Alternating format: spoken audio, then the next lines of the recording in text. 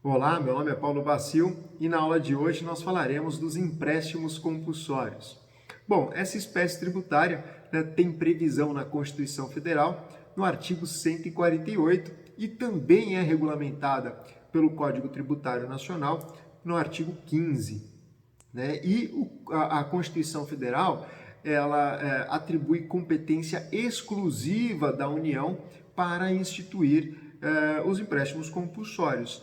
Né? Além disso, a Constituição Federal diz que os empréstimos compulsórios, eles só podem ser instituídos por meio de lei complementar. Então, muito cuidado. Por quê? Porque os empréstimos compulsórios, são um dos poucos tributos, uma das poucas espécies tributárias que são criadas por meio de lei complementar. Como nós já vimos em outras aulas, a grande maioria dos tributos são criados por meio de lei ordinária. Os empréstimos compulsórios não.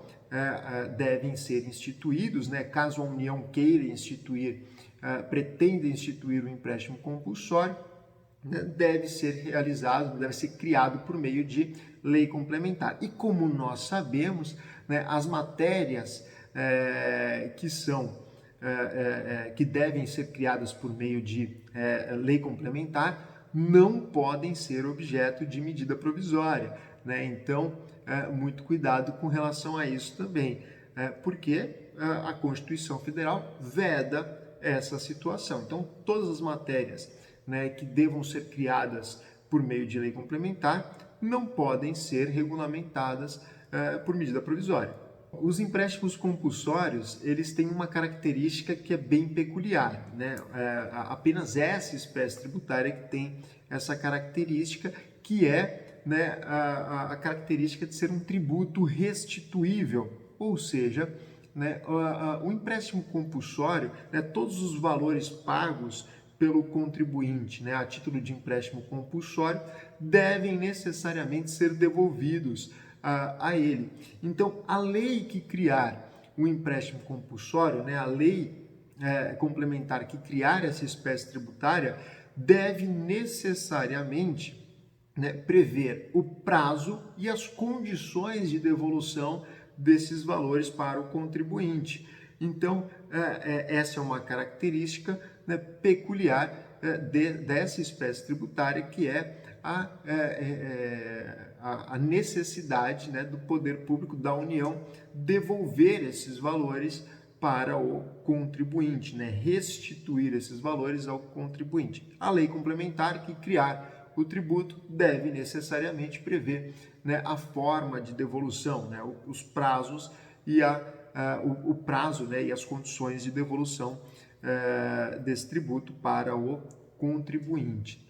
Além disso, o empréstimo compulsório ele tem como uma das características também, de suas características também, a característica de ser um tributo finalístico, ou seja, todo produto da arrecadação deve necessariamente ser destinado para a finalidade pela qual ele foi criado, certo? E quais são, então, as situações que possibilitam a criação de um empréstimo compulsório? Bom, a Constituição Federal traz 3 situações que possibilitam a instituição desse tributo. A primeira delas é a declaração de uma calamidade pública. Então, quando nós estivermos diante de uma calamidade pública decretada, nós temos aí a possibilidade de instituição dos empréstimos compulsórios pela União.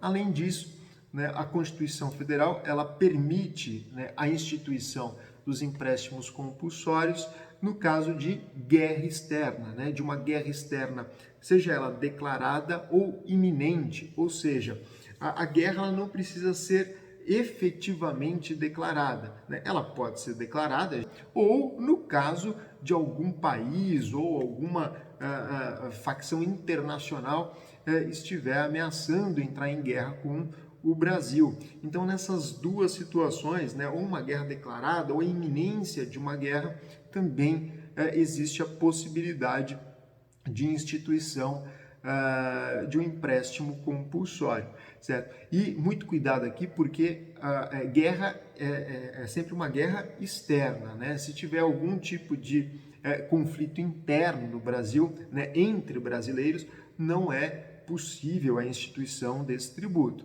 A possibilidade, né, de instituição dos empréstimos compulsórios é para a guerra externa, né, com outros países ou com instituições ou facções internacionais, nunca internas, certo? E a última situação que a Constituição Federal permite a criação, né, a instituição de um empréstimo compulsório é para o caso de investimento público de caráter urgente e relevante interesse nacional. Então, não é qualquer investimento público que possibilita a criação desse tributo, né? Necessariamente, né, esse investimento público deve ter essas duas características, né? Ser urgente e ter relevante interesse nacional. Não pode ser de interesse regional de um determinado município, de um determinado estado. Não, a relevância deve ser nacional e deve ter essa característica, né, de ser urgente esse investimento público. Bom, então, muito cuidado, por quê? Porque essas situações, elas não são fatos geradores do tributo. A Constituição Federal, ela não estabelece, né, quais são os fatos geradores, os possíveis fatos geradores de um empréstimo compulsório.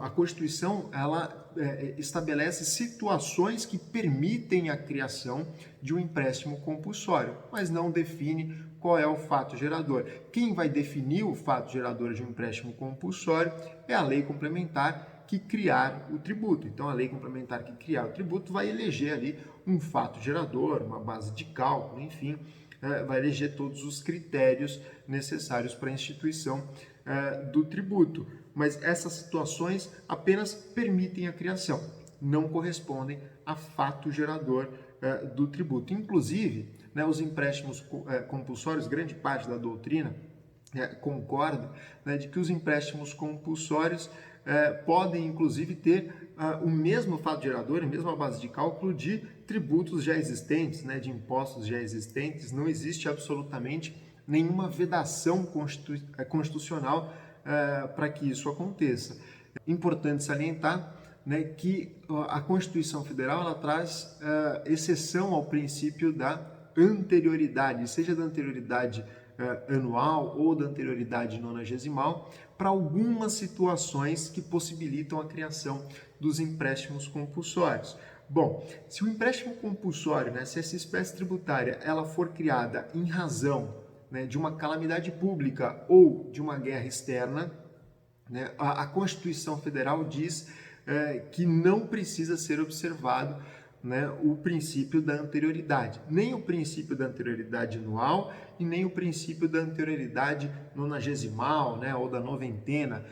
Então não precisa esperar até o próximo exercício financeiro para cobrar o tributo e também não precisa esperar um mínimo de 90 dias.